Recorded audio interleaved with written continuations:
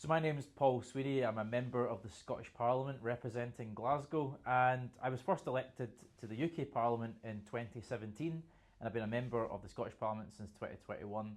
When I was first elected 7 years ago, drug addiction and those kind of issues wasn't really something on my radar. I didn't have a particular interest that I'd brought in to politics. It was something that I couldn't avoid as a member of Parliament representing one of the poorest communities in the city.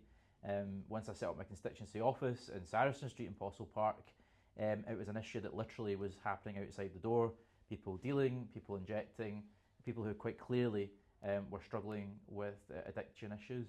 And indeed, people in the community came to see me saying, look, we're losing a lot of people out there, particularly in relation to benzodiazepine use, so street Valium, which has become an increasingly big problem in Scotland in the recent years since the National Health Service has changed its prescribing policy.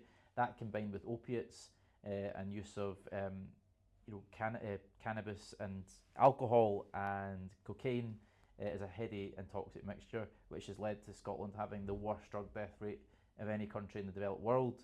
And indeed in Glasgow we're losing someone on average every 8 hours to a preventable drug-related death. This precipitated a movement in the city looking at other countries around the world to establish an overdose prevention facility or a safe drug consumption facility.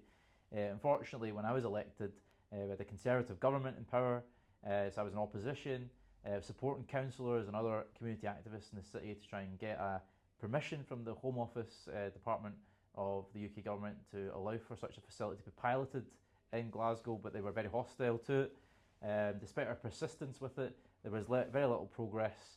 And the Scottish government, UK governments were in a kind of stalemate over the issue, making very little progress, to the point where there was just real exasperation within the community, and it culminated in 2019 at a public meeting in the north of the city where I represented, where an activist called Peter Crichton had just got up so overcome with frustration and said, look, if this is going nowhere, I'm going to just start this facility, I'm going to crowdfund them, I'm going to do it now, and if someone comes down and arrests me, then so be it, let's have it out in court.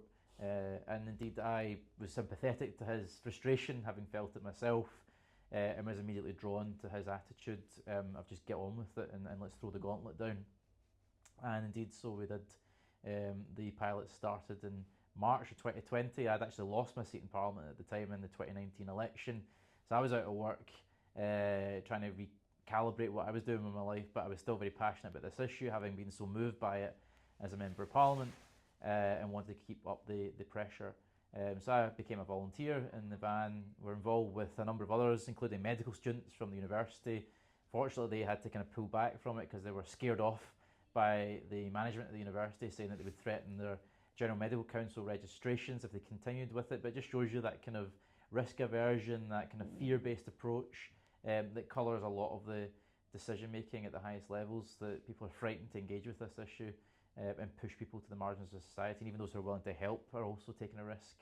But we persisted anyway, and were successful in supervising around 1,000 injections, of which there were 9 overdoses involving 8 people. One of the ladies who overdosed twice, she was someone who had been care experienced, she'd experienced sexual abuse in care, she was a sex worker, she was sleeping rough.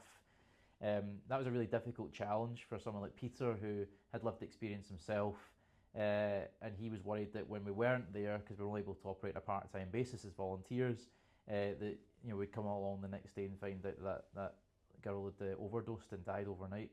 That was our real fear. It was in fact when we weren't there that the problems were happening, whether it was drug debris, antisocial behaviour, shoplifting. So initially we had a lot of complaints from local traders, shop owners, local community members saying, why are you bringing this into the area, you're causing antisocial behaviour. There was that kind of logical fallacy that people thought it was causing it rather than it already happening in plain sight. It took a while for people to get used to us, but over time people started to realise how beneficial this was becoming. There was less drug debris, people were actually coming to the facility not just to have their injections supervised and to get sort of basic pastoral care, but it was that human connection that was really important. It was that ability to have a conversation, a cup of tea in a Mars bar, and just understand what was going on with people's lives and potentially directing them to some sort of support. And indeed that lady who overdosed twice, she eventually found the courage to seek support and get into rehabilitation.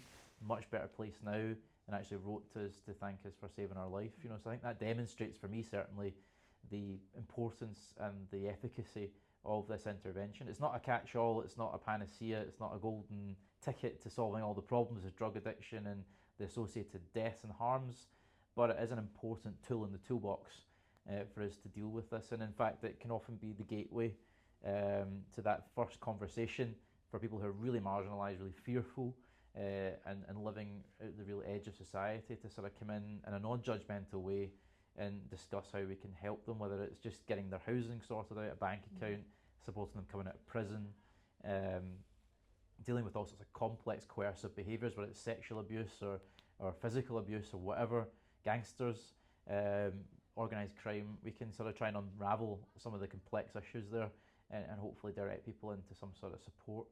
That's why it's so important, to run these facilities and use them as a baseline for working with people where they're at, instead of setting tests that people are doomed to fail, whether it's the methadone programs or heroin-assisted treatment, which doesn't really operate at the scale needed to tackle the problem and on the level that it's manifesting itself in Glasgow. So I found it really useful, and I'm really pleased that Glasgow will be launching an official pilot as of the middle of October 2024, and hopefully that will build the evidence base on an official basis to show that it works, and we'll see the scaling up of those facilities across Scotland and hopefully the UK.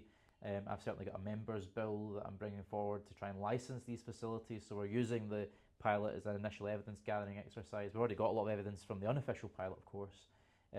Gillian Shorter at Belfast Queen's University did a lot of work with Peter and I and others to gather that evidence, but let's build this evidence case and hopefully roll these facilities out. The rate of people we're losing every day in Scotland, we can't afford to continue to dawdle, so I'm really keen to move forward with it. I'm just frustrated that it's taken us 4 years to get from the launch of the unofficial pilot to the launch of the official pilot.